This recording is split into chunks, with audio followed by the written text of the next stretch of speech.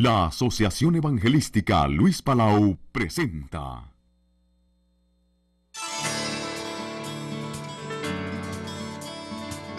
Instituto Bíblico de Superación Ministerial, Dr.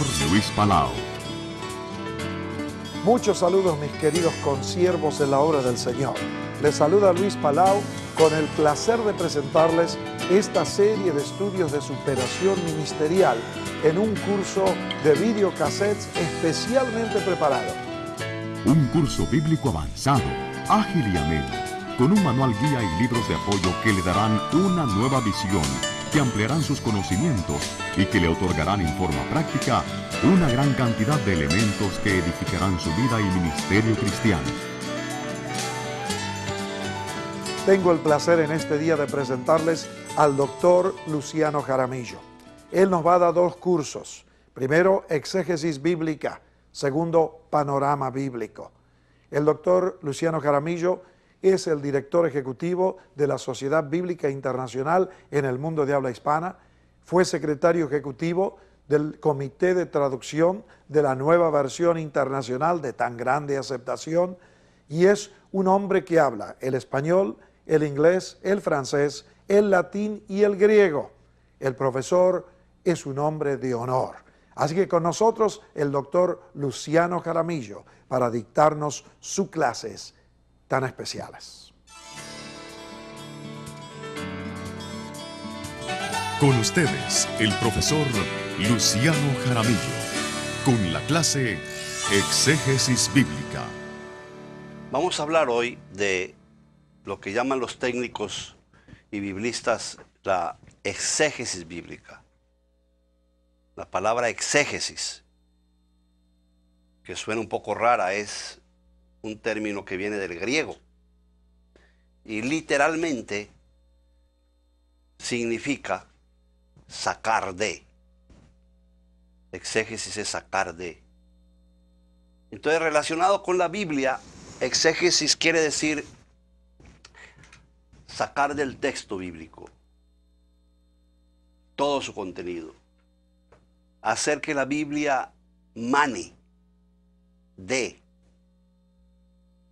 Hay un problema a veces, por ejemplo, con sermones y con estudios y clases de escuela dominical, etcétera, que hay una tendencia a meter en el texto bíblico, a meter en la Biblia nuestras doctrinas, nuestras ideas, pero la exégesis lo que nos permite es sacar del texto, porque el texto, asumimos de entrada que el texto es rico, tan rico que da y da y da y no deja de dar.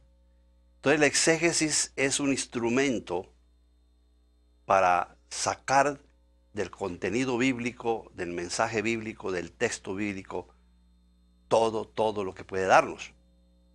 Mi experiencia como predicador de muchos años es que cada vez que yo regreso a un texto, aunque haya predicado sobre ese texto 10, 15, 20 veces, encuentro cosas nuevas. Y yo creo que es la misma experiencia de ustedes, ¿no es cierto? Esa es la ciencia de la exégesis bíblica. Lo otro es eisegesis, que quiere decir en griego introducir o meter en la Biblia. Y muchos hacen eisegesis y no exégesis. Y estamos aquí para aprender a hacer exégesis bíblica. Ya en un sentido más amplio, exégesis quiere decir narración o explicación. Entonces la exégesis bíblica, como vamos a ver más adelante cuando hablemos del método, de métodos exegéticos, incluye la interpretación, siempre incluye la interpretación, además de otros pasos y otras técnicas importantes. La exégesis va hermanada, dijéramos, va a la par con otra ciencia que se llama la hermenéutica, un terminacho que no se dejen engañar por su nombre, hermenéutica. Y la hermenéutica establece los principios de interpretación bíblica.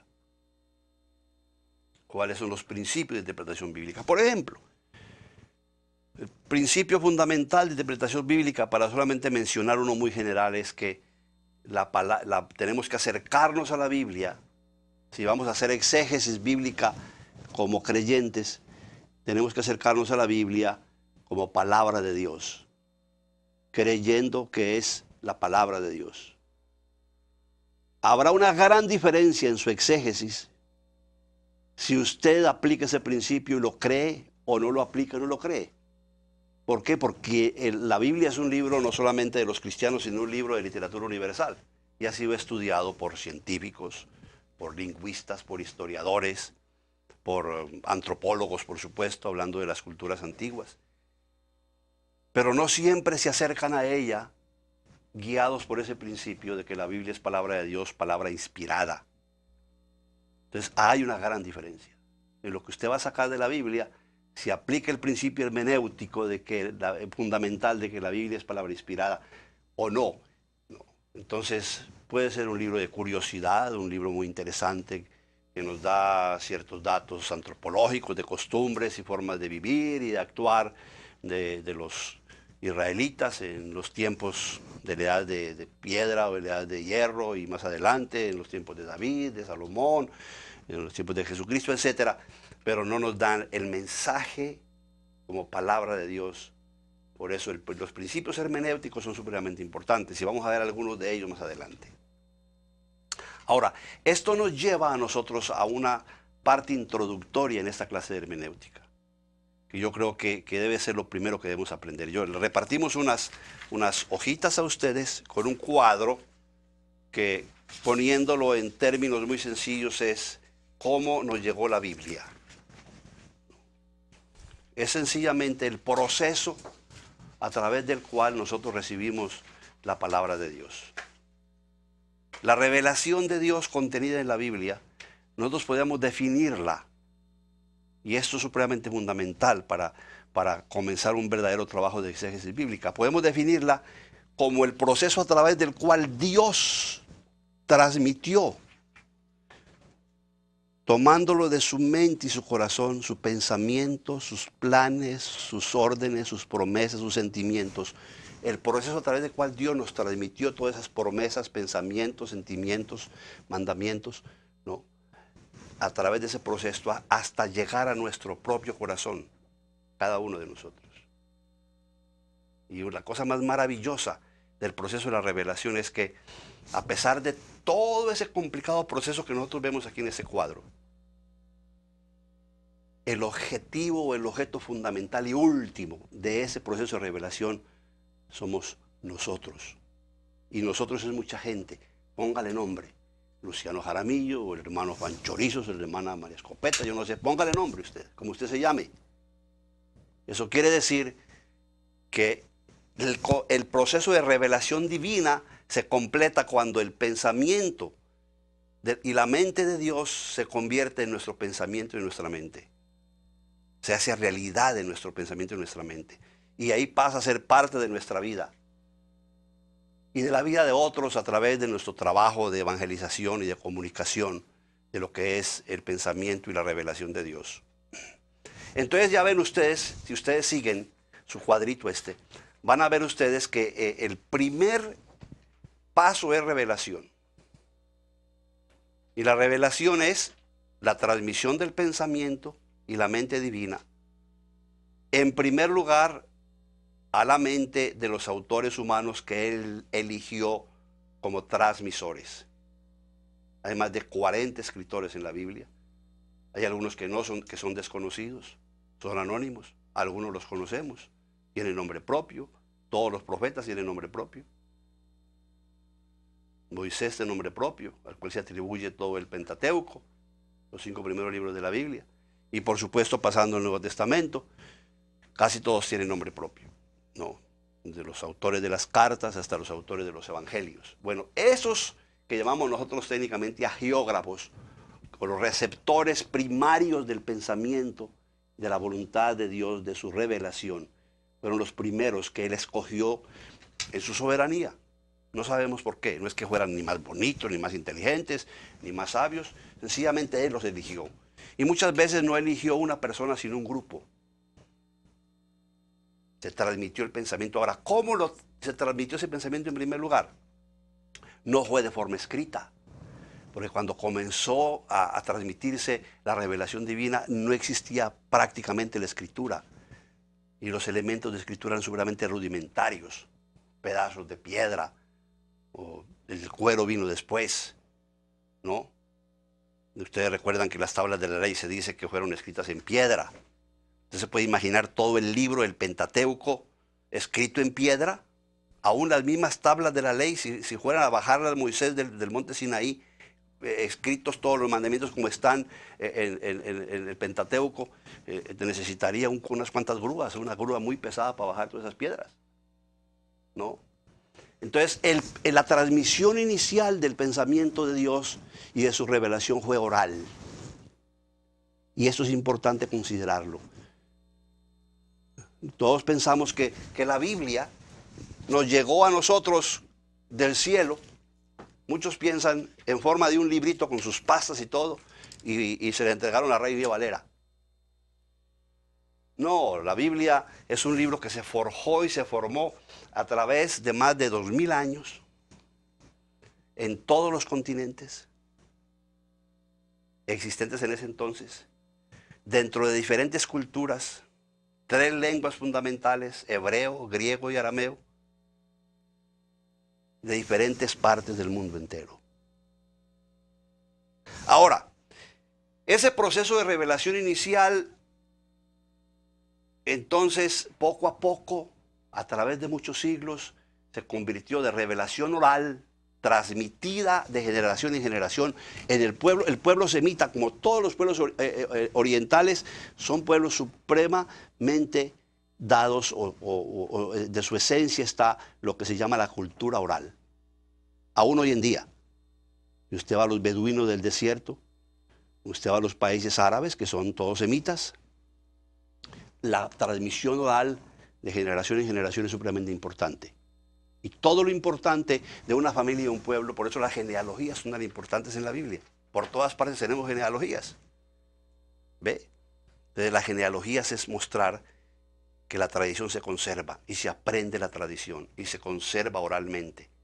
Ese proceso oral, en una cultura oral, porque no existía escritura, o era muy rudimentaria, no existían libros, los libros existieron después de Jesucristo, que había arroyos, pero en ese tiempo tampoco había arroyos. Se fue fraguando y se fue formando en escritura, en diferentes manuscritos. Ustedes ya lo ven ahí en el tercer cuadrito, manuscritos originales de la Biblia. Ahora, en ese proceso de transmisión de la revelación divina, sea en forma oral o forma escrita, la acción de Dios y de su Espíritu estaba cuidando para que fuera fiel. Y ese fenómeno de el cuidado que Dios tuvo a través de la acción de su Espíritu para que no se perdiera nada de su revelación, nada de su mente, nada de sus promesas, en todo ese proceso fuera oral o escrito, se llama inspiración divina. Y ese es un presupuesto fundamental para quienes nos acercamos a la Biblia a estudiarla o explicarla o exponerla. La inspiración, que es la acción a través del cual Dios protege su revelación y la transmisión de la misma por cualquier medio que se dé para que sea fiel, de generación en generación en generación. Solamente lo podía hacer Dios. ¿Cómo es posible a través de todos esos pueblos que vivieron en Egipto, que fueron a Canaán, que fueron a Babilonia, que regresaron a Canaán, en diferentes lenguas, en medio de fragores de batalla y de conquista de la tierra prometida, con sus reyes, con sus jueces, que la palabra de Dios se haya conservado incólume? Y solamente se explica por la acción de Dios y de su Espíritu que conservaba ese proceso, y eso se llama inspiración. En la revelación de Dios y en la inspiración de Dios, el hombre no tiene nada que hacer. Son dos realidades de iniciativa divina totalmente hechas por Dios, iniciativas divinas hechas por Dios. Luego, esos manuscritos originales fueron tomando forma aislada. Por ejemplo, los Salmos, que hoy los tenemos en un solo libro, 150, no siempre fueron 150. Al principio fueron menos. Hay por lo menos 5, 6 o 7, 8 colecciones de salmos diferentes, unos más antiguos que otros, y hay estudios profundos acerca de la formación de los salmos. Hay salmos tan antiguos como el Salmo 39, el Salmo 29. Posiblemente el Salmo 29 era un canto cananeo de los cananitas, primeros habitantes de Caná, que el pueblo de Dios lo cogió, lo adoptó y lo bautizó, lo hizo bíblico, lo hizo cristiano, no, pero en ese tiempo no había cristianismo.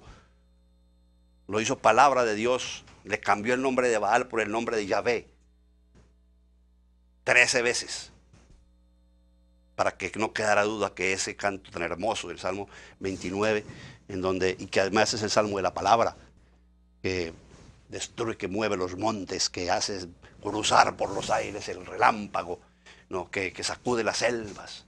Es el canto formidable del Dios único, en medio de todos esos dioses. El Dios de dioses, que es el Dios único y el Dios superior a todos ellos, es Yahvé, es el Dios de Israel. Bueno, hubo salmos antiquísimos. Ese salmo posiblemente es del siglo XII antes de Jesucristo. Pero hay salmos de la época del exilio. Estamos hablando del siglo V después de Cristo. Perdón, antes de Cristo. Se fueron formando los salmos. Y el pueblo de Dios, el pueblo creyente, que en el Antiguo Testamento, ¿quién fue el pueblo creyente? Israel. El pueblo creyente comenzó a reconocer esos libros y esos escritos y esas tradiciones que se fueron agrupando en libros históricos, en libros de las leyes, en libros de sabiduría, sapienciales, en libros de cánticos y de himnos de su pueblo.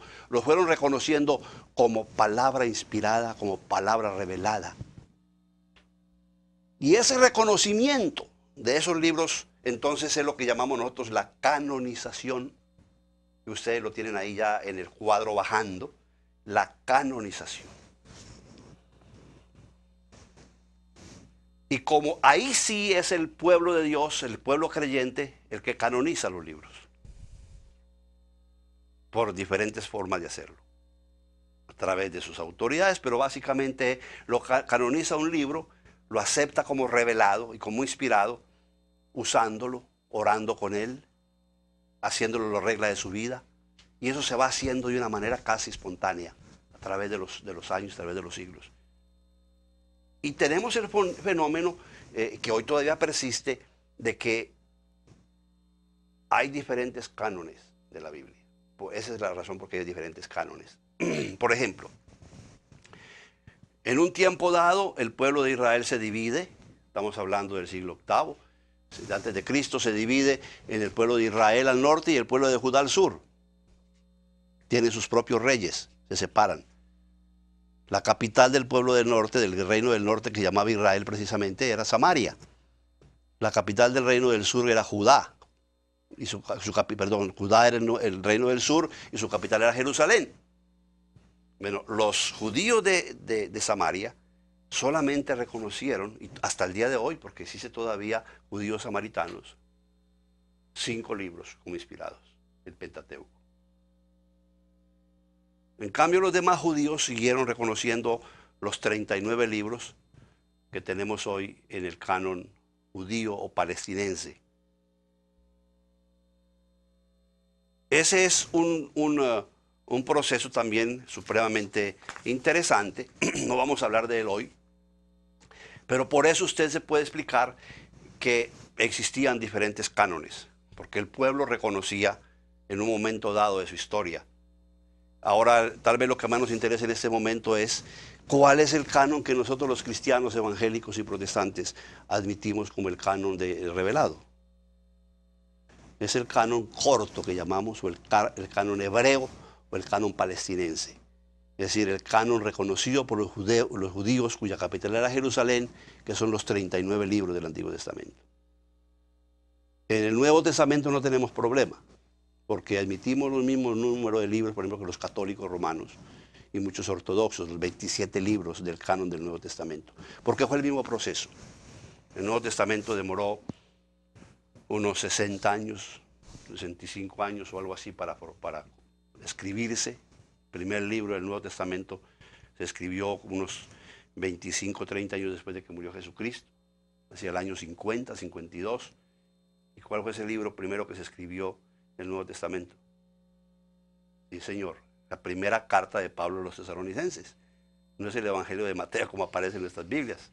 Es la primera carta de Pablo a los tesalonicenses. Ese es el primer libro que se escribe en el Nuevo Testamento. Y luego los cristianos, en su mayoría, aceptaron los 27 libros del Nuevo Testamento. Pero fue el pueblo de Dios el que canoniza. Dios revela, Dios inspira, el pueblo acepta y canoniza. Reconoce la escritura como palabra de Dios. Pero esa escritura fue realizada en idiomas diferentes a los que nosotros hoy hablamos. De hecho, los idiomas bíblicos hoy en día, tal como se hablaban y se escribían en su tiempo, cuando la Biblia fue escrita, son idiomas muertos hoy en día. El hebreo, el arameo y el griego hoy en día no se hablan ni se escriben como se hablaban y escribían en su tiempo. Y el hebreo estuvo casi muerto por mucho tiempo. Cuando uno estudia hebreo, tiene que estudiar hebreo bíblico, que es diferente del hebreo que hablan, por ejemplo, en el Estado de Israel, que resucitó el Estado de Israel de que se formó Estado hoy en día. Es muy diferente. Ayuda, pero no el que sabe hebreo moderno sabe hebreo bíblico. No. Lo mismo el griego, hay 3 clases de griego, al menos 3. Está el griego clásico, que es el griego de los grandes escritores y poetas y historiadores y filósofos del siglo de oro, siglo V y IV antes de Cristo, con Alejandro el Grande, Aristóteles, Platón, Demóstenes, toda esa clase de gente, ¿no? Herodoto. Ese es el griego clásico, que es muy difícil. En el seminario estudiamos griego clásico para estudiar todas esas obras clásicas. Pero el griego bíblico, que es el griego koiné, que quiere decir el griego común, el que habla la gente en el mercado, las amas de casa, en las que comadrean las vecinas y los vecinos, el griego común y corriente, el medio el Spanglish que se habla en Miami es parecido a ese, ¿no? No muy culto, ¿no? Yo te llamo de para atrás, dicen aquí en Miami, en lugar de decir yo te retorno la llamada. Ese griego koiné es el griego en el que se escribió el Nuevo Testamento. Porque Dios quería, por su misericordia, que todo el mundo entendiera. No era para los peritos y expertos del griego clásico. Y Cristo tenía que hablar ese griego. Cristo posiblemente fue trilingüe, o posiblemente más que trilingüe. Hablaba arameo, que era la lengua común y corriente de su pueblo, la lengua familiar, en Nazaret y en los pueblos de Galilea. Tenía que hablar griego, en eso se escribió el idioma. La Biblia que se utilizaba en su tiempo era la Biblia Septuaginta, que era la primera traducción que se hizo del antiguo hebreo, se hizo en Alejandría, se hizo la traducción al griego, ¿no? Y entonces se fue la Septuaginta. Y posiblemente hablaba latín Jesús porque tenía que hablar hebreo también, porque él fue a las escuelas rabínicas, ahí fue donde él aprendió Biblia y era la escuela que existía en ese tiempo, la escuela rabínica. Y él utilizaba la Biblia, recuerdan el capítulo 4 de Lucas, en donde él en Nazaret predica y todos le dan el rollo de Isaías en hebreo, y él predicó sobre el rollo de Isaías.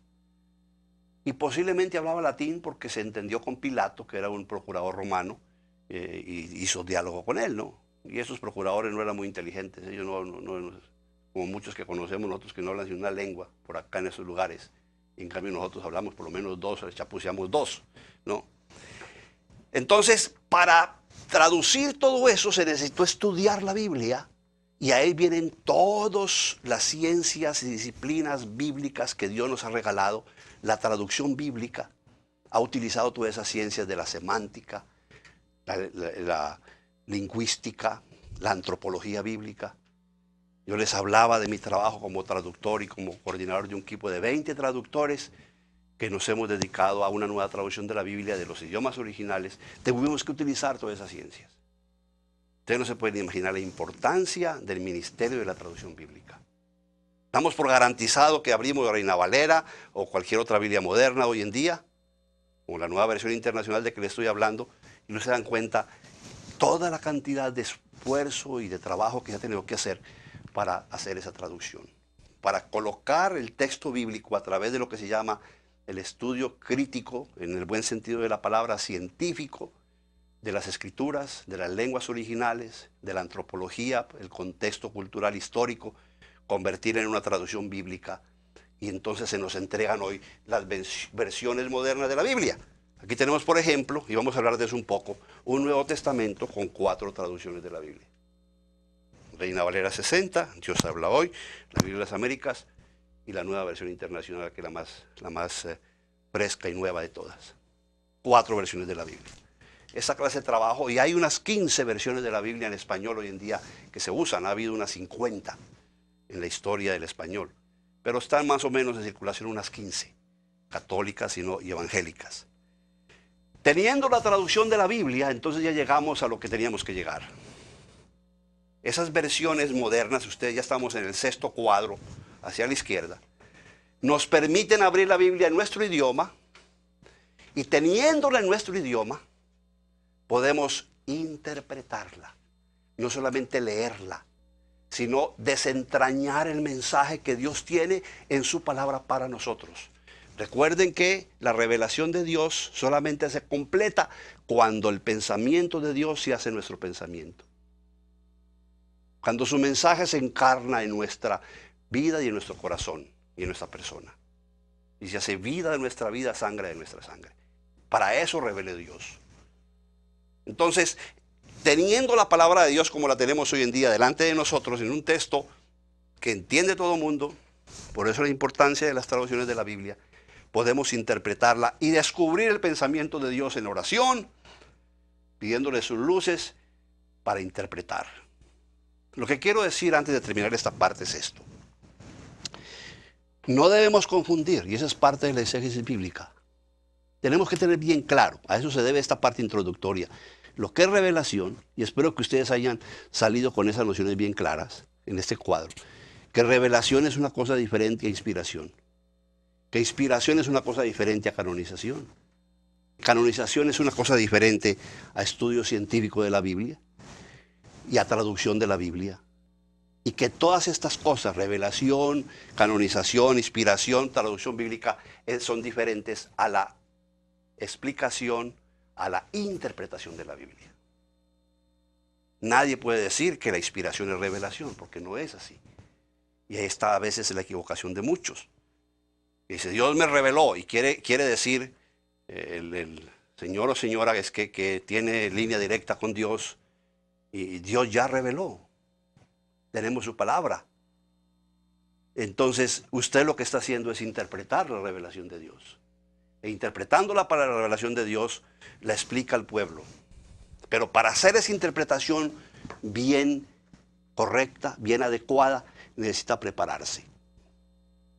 Y una de las ciencias, de los instrumentos, de la disciplina que nos ayuda a hacer una correcta interpretación de ese texto revelado, inspirado, canonizado, estudiado, traducido, para hacer una correcta interpretación de ese texto, que hemos visto recorriendo en este cuadro, en los 6 primeros apartes, necesitamos de ser buenos exégetas. Entonces, la exégesis bíblica es la ciencia de la correcta interpretación de la palabra de Dios. Y en esta noche nosotros vamos a tratar, o en esta clase, vamos a tratar de tener algunos instrumentos sencillos, porque no es esto una clase a alto nivel académico, sino de utilidad práctica para pastores y obreros y hermanos y hermanas creyentes. Vamos a tratar de aprender algunas reglas, algunas orientaciones y algunos métodos de interpretación bíblica. ¿Para qué? Con el objetivo de que la palabra de Dios que salió de su mente y su corazón y que pasó por todo ese proceso, llegue primero que todo a nuestra mente y corazón, tal como Él la reveló, la entendamos y la comprendamos y continuemos el proceso. Se convierta en el pan de nuestra vida, nosotros la apliquemos a nuestra existencia, como dice ahí, estoy siguiendo los cuadros, no.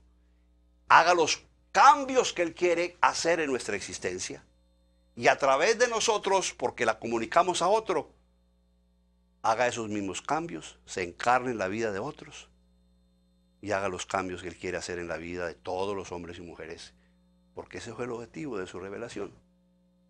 Entonces, ya su revelación habrá sido completa. y se habrá cumplido su voluntad. Como dice Isaías, recuerden ustedes, 55. La palabra que sale de mi boca es como la nieve que cae del cielo,